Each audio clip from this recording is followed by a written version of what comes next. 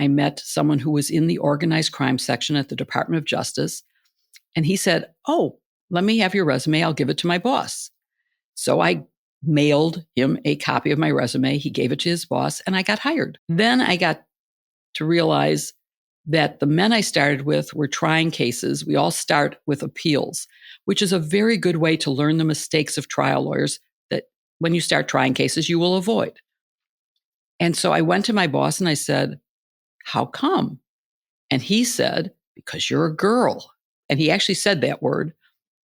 "And you'd be much more vulnerable. This is organized crime. In appeals, you're just with lawyers. In a trial court, you'd be with made members of the mob and you'd be so much more vulnerable."